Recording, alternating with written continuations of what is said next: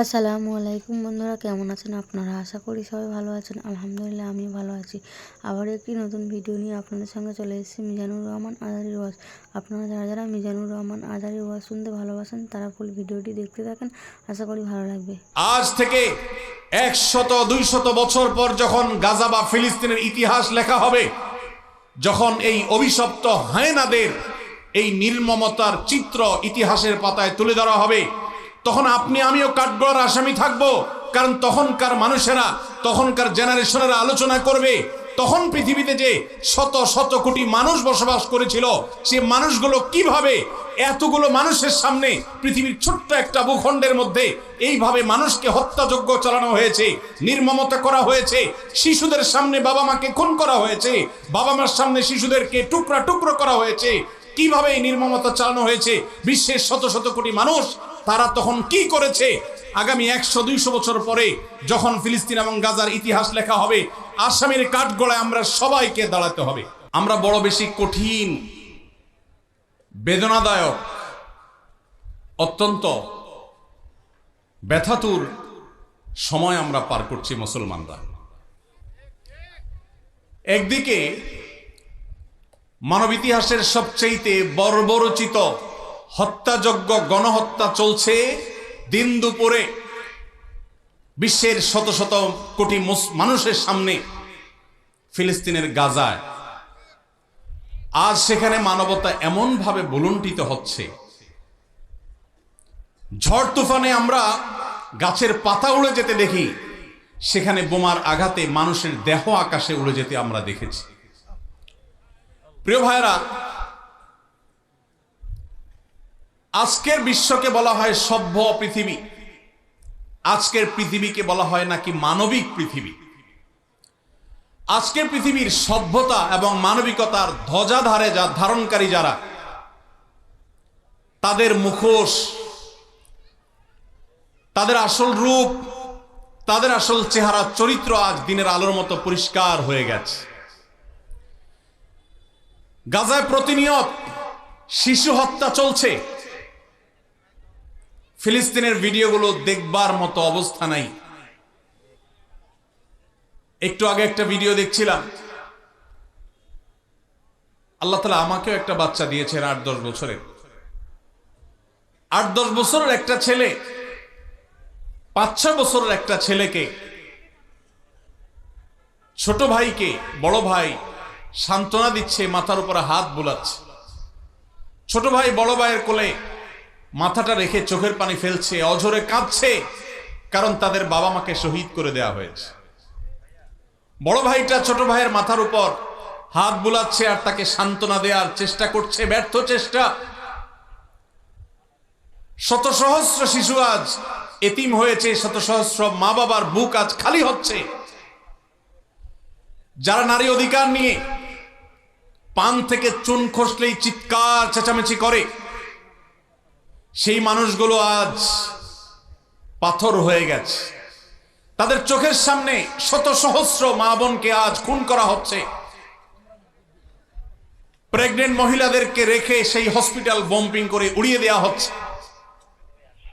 আজ সেখানে শিশুদের আর্তনাদে আকাশ পাতাল ভারী হয়ে উঠছে।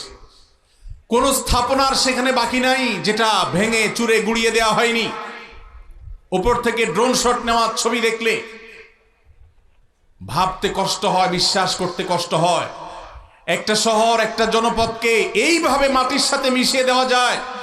সবচেয়ে অবাক করা বিষয় হলো, এই হায়েনারা, এই অভিশপ্ত ইহুদিরা, এদের সবচেয়ে বেশি সমর্থন প্রকাশ্য দিবালোকে যারা করে, তারাই আমাদেরকে সবচেয়ে বেশি সকাল বিকাল মানবতার সবক শুনাইতে আসে। প্রিয় ভাইরা আমার, আজ পৃথিবীর তথাকথিত সভ্য, তথাকথিত উন্নত দেশগুলো প্রকাশ্য দিবালোকে এই অভিশপ্ত দেশকে তারা সমর্থন করছে, যারা মুসলমানদেরকে তাদের ভূখণ্ডে যুগ যুগ ধরে আজ খুন করে আসছে, তাদের রক্ত নিয়ে হোলি খেলায় মেতে উঠেছে। আজ সেখানে মানবতার চিৎকারে, আর্তচিৎকারে আকাশ পাতাল ভারী হয়ে উঠছে। আজ থেকে 100-200 বছর পর যখন গাজা বা ফিলিস্তিনের ইতিহাস লেখা হবে, যখন এই অভিশপ্ত হায়েনাদের এই নির্মমতার চিত্র ইতিহাসের পাতায় তুলে ধরা হবে, তখন আপনি আমিও কাঠগড়ার আসামি থাকবো। কারণ তখনকার মানুষেরা, তখনকার জেনারেশনেরা আলোচনা করবে, তখন পৃথিবীতে যে শত শত কোটি মানুষ বসবাস করেছিল, সে মানুষগুলো কিভাবে এতগুলো মানুষের সামনে পৃথিবীর ছোট্ট একটা ভূখণ্ডের মধ্যে এইভাবে মানুষকে হত্যাযজ্ঞ চালানো হয়েছে, নির্মমতা করা হয়েছে, শিশুদের সামনে বাবা মাকে খুন করা হয়েছে, বাবা মার সামনে শিশুদেরকে টুকরা টুকরো করা হয়েছে, কিভাবে এই নির্মমতা চালানো হয়েছে বিশ্বের শত শত কোটি মানুষ, তারা তখন কি করেছে। আগামী 100-200 বছর পরে যখন ফিলিস্তিন এবং গাজার ইতিহাস লেখা হবে, আসামির কাঠগড়ায় আমরা সবাইকে দাঁড়াতে হবে। আল্লাহর কাছে আমরা ক্ষমা চাই। হে আল্লাহ, আপনি আমাদের অক্ষমতাকে মাফ করে দিন, আমাদেরকে আপনি সক্ষমতা দান করুন। মুসলমান দেশগুলোর যারা তথাকথিত নেতা হিসেবে দায়িত্ব পালন করছে, আল্লাহ আপনি তাদের ঈমানী চেতনা বৃদ্ধি করে দিন, তাদেরকে মুসলমান হওয়ার তৌফিক দান করুন, তাদেরকে মানুষ হওয়ার তৌফিক দান করুন। ভাইরা আমার, ফিলিস্তিন ইস্যুতে আমার 3টি কারণে অনেক বেশি অনুতাপ হয়, আফসোস হয়, আক্ষেপ হয়। প্রথমত, সারা বিশ্বের মুসলমান দেশগুলো তো বটেই, অনেক অমুসলিম দেশেও হাজার হাজার লক্ষ লক্ষ মানুষ নির্যাতিত ফিলিস্তিনিদের সমর্থনে তারা রাস্তায় বের হয়েছে, প্রতিবাদ করেছে, তাদের কষ্ট লাগার কথা তারা প্রকাশ করেছে। পৃথিবীর দ্বিতীয় বৃহত্তর মুসলিম দেশ বাংলাদেশ, এদেশের মানুষের মধ্যে ধর্মীয় আবেগ অনেক বেশি। আমরা অন্যের কষ্ট এভাবে দেখতে পারি না।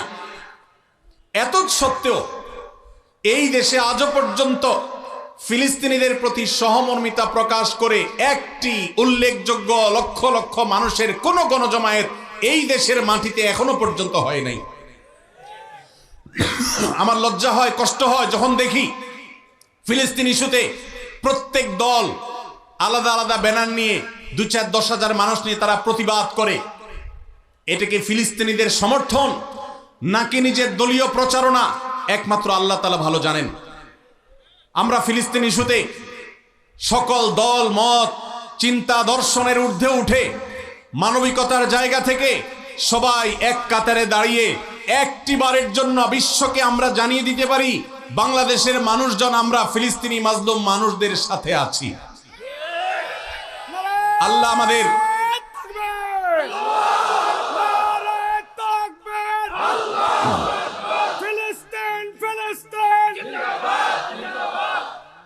আল্লাহ রাব্বুল আলামিন আমাদের মুসলিম নেতৃবৃন্দকে সেই সুবোধ দান করুন, তারা যেন এদেশের সকল মতের, সকল চিন্তার, সকল পথের, সকল আদর্শের, সকল দলের মানুষদেরকে, এমনকি আমাদের যে সমস্ত অমুসলিম ভাইয়েরা আছেন তাদেরকেও এই মানবিক ইস্যুতে এক কাতারে দাঁড় করিয়ে লক্ষ লক্ষ বাংলাদেশের মানুষ ফিলিস্তিনি পতাকা হাতে নিয়ে তারা ফিলিস্তিনের প্রতি সহমর্মিতা প্রকাশ করবে, জানাবে।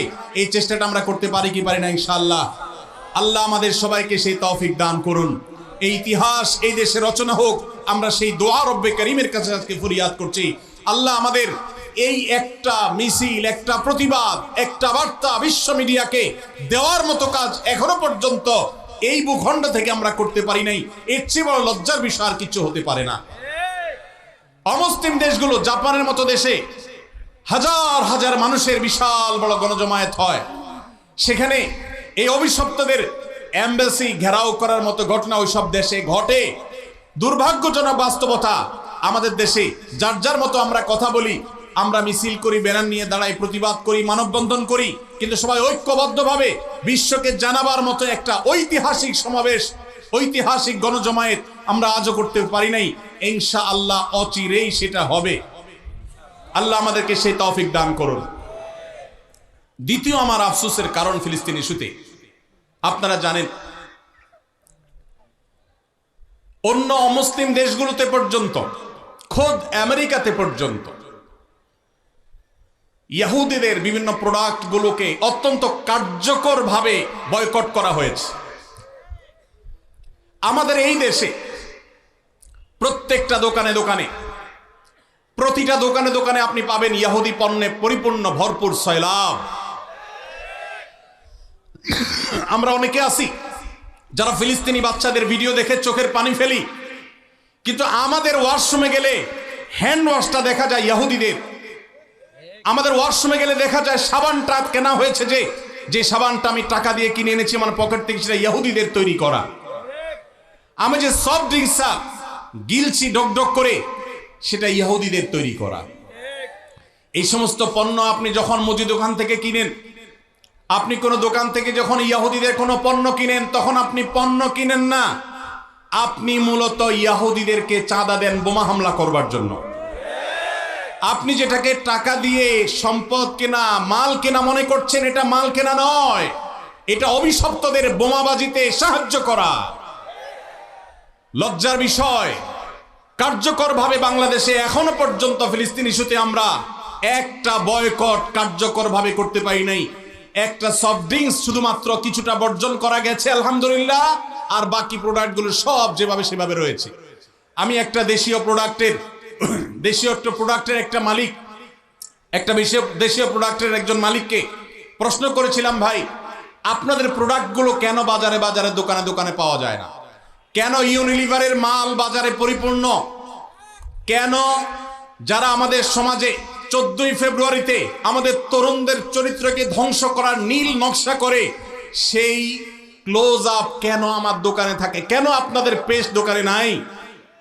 আমাকে সেই বাংলাদেশি কোম্পানির মালিক, বাংলাদেশি প্রোডাক্ট তৈরি করেন সেই ব্যবসা প্রতিষ্ঠানের মালিক, তিনি আমাকে বলছেন, ভাই লজ্জার কথা, আমাদের দেশে এক শ্রেণীর, সবাই নয়, এক শ্রেণীর অসাধু কর্মকর্তা কর্মচারী আছে সরকারি অফিসগুলোতে, যারা এই সমস্ত ইহুদি কোম্পানিগুলো, বিদেশি কোম্পানিগুলো থেকে টাকা পয়সা খেয়ে, ঘুষ খেয়ে, তাদের জন্য সকল সুযোগ সুবিধা, সকল ফ্যাসিলিটিসকে এমন ভাবে প্রোভাইড করে যে আমরা দেশীয় প্রোডাক্ট যারা প্রস্তুত করি, তৈরি করি, তারা তেমন কোনো সুবিধা করতে পারি না।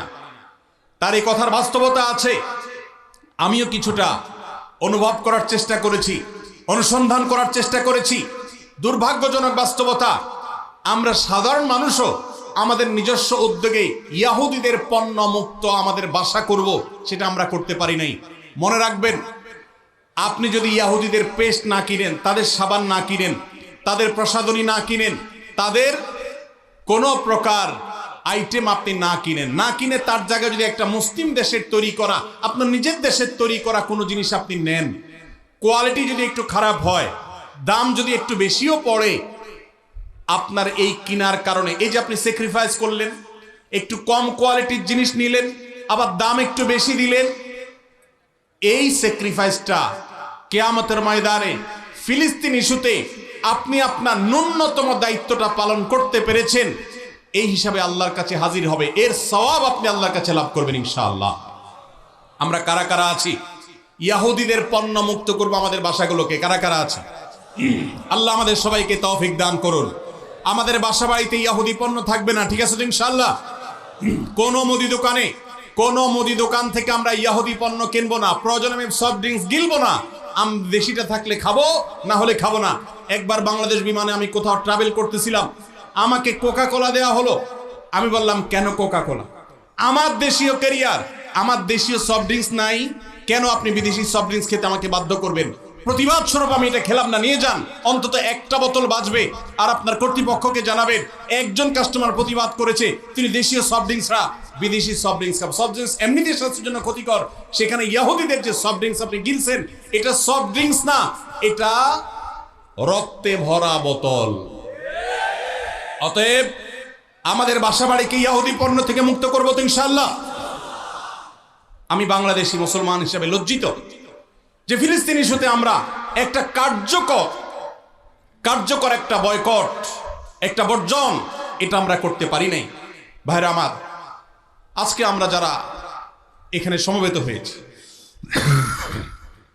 আমরা কি একটু প্রতিজ্ঞা করতে পারি, আমার জীবদ্দশা, আমার জ্ঞাতসারে, আমার পকেটের টাকা দিয়ে ইহুদি কোনো পণ্য আমি কিনবো না, না খেয়ে থাকবো, কোনো প্রসাধনী প্রয়োজনে ব্যবহার করব না, কিন্তু ইহুদি পণ্য আমি কিনবো না ইনশাআল্লাহ। সবাই চেষ্টা করে যাবে তো ইনশাআল্লাহ।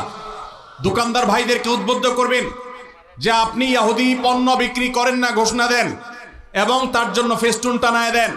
আমরা প্রচার করব আপনার দোকানের যে অমুক দোকানদার ভাই তিনি ইহুদি পণ্য বিক্রি করেন না, তিনি ইসলামী চেতনা মাজলুমদের পক্ষে অবলম্বন করে তিনি তার এই স্যাক্রিফাইস করেছেন। তার দোকানের বিক্রি বাড়াবার জন্য আমরা প্রচারণা করব ইনশাআল্লাহ। চেষ্টা করা যাবে না ইনশাআল্লাহ? ভাইরা আমার, তৃতীয়ত যে কারণে আমি লজ্জিত সেটি হলো ইহুদিদের এই অভিশপ্ত হায়নাদের যারা মানবতাকে কুরে কুরে খাচ্ছে যুগ যুগ ধরে ফিলিস্তিনের মাটিতে, ছোট বাচ্চাদের রক্তে যাদের হাত রঙিন হয়ে আছে যুগ যুগ ধরে, তাদের যে সমস্ত ধ্বজাধারী আছে, তাদের যে সমস্ত দালাল আছে, বাংলাদেশে মাথা গুনলে সংখ্যা বলা যাবে এত স্বল্প সংখ্যক দালাল আছে। এই কট্টর সেকুলার বামপন্থী কিছু দালাল, মুসলিম বিদ্বেষী কিছু দালাল, যারা ইহুদিদের দালাল, এই মুসলমানদের ভূখণ্ডে, ধর্মপ্রাণ মানুষের ভূখণ্ডে তাদের গলা যখন উঁচু দেখি তখন আমার লজ্জা হয়। আমরা এই দালালদের উঁচু কণ্ঠ যদি এদেশে শুনি তাহলে এর চেয়ে বড় লজ্জার বিষয় আর কিছু হতে পারে না। মানব ইতিহাসের সবচেয়ে বড় হত্যাযজ্ঞ চালানো, সময়ের সবচেয়ে বড় হায়না এই ইহুদিদের সমর্থন যারা করে তারা মানুষরূপী পশু ছাড়া আর কিছু হতে পারে না। অথচ এই মানুষগুলোই আজ আমাদের সবকিছু ঠিক করে দেয়। তারাই আপনার নীতি নির্ধারণের ভূমিকায় তারা অবতীর্ণ হয়, তারাই আপনার আইন ঠিক করে দেয়, তারাই আপনার নীতি নির্ধারণ করে দেয়, তারা আপনার সবকিছু বলে দেয়। জাতি হিসাবে আমাদের জন্য এর চেয়ে বড় লজ্জার বিষয় আর কিচ্ছু হতে পারে না। ভাইরা আমার, অতএব আসুন ফিলিস্তিন ইস্যুতে আমরা আল্লাহর কাছে চোখে পানি ফেলার পাশাপাশি সর্বশক্তি দিয়ে যৌক্তিক এবং যথাযথ প্রতিবাদ আমরা প্রত্যেকটা মানুষ যার যার জায়গা থেকে অব্যাহত রাখি এবং আল্লাহর কাছে একটা ফরিয়াদ করি। ও আরশ আজিমের মালিক, রোমের কলোসিয়ামের গ্যালারিতে বসে যেরকম তখনকার পশুরা মানুষের নির্মমভাবে মৃত্যুবরণ করা দেখতো, দেখে তারা উৎসাহ করত, উদ্দীপনা করত, ফুর্তি করত, আজ ফিলিস্তিনের ছোট্ট একটা ভূখণ্ডের চারপাশে শত শত কোটি মানুষ মানবতার মুখোশ ধারণ করে আছে। মানবাধিকারের সবক সকাল বিকাল যারা মুখে শোনায়, মুখে বলে, জিগির তোলে, সেই মানুষগুলো আজ ওই কলোসিয়ামের গ্যালারিতে বসে যেরকম নির্মম ভাবে মানুষ হত্যার আনন্দে উৎসব করত, আজ গোটা বিশ্ব সেরকম উৎসবে মত্ত হয়ে আছে। আল্লাহ এই জুলুমের শেষ পরিণতি আমাদেরকে দেখে যাওয়ার তৌফিক দিও। এই জীবদ্দশায় যেন আমরা এই জুলুমের শেষ দেখে যেতে পারি। আল্লাহ আমাদের সবাইকে সেই তৌফিক দান করুন। ভাইরা আমার, আমরা সবাই যার যার দায়িত্বটা পালন করবো তো ইনশাআল্লাহ। আল্লাহ আমাদেরকে সেই তৌফিক দান করুন। ভিডিওটি ভালো লাগলে একটি লাইক, কমেন্ট ও শেয়ার করে পাশে থাকবেন বন্ধুরা। যারা যারা শেষ পর্যন্ত ভিডিওটি দেখেছেন তাদের জন্য অনেক অনেক ভালোবাসা থাকলো বন্ধুরা। আর নতুন নতুন ভিডিও পেতে চ্যানেলটিকে সাবস্ক্রাইব করে পাশে থাকবেন বন্ধুরা। ভালো থাকবেন, ধন্যবাদ।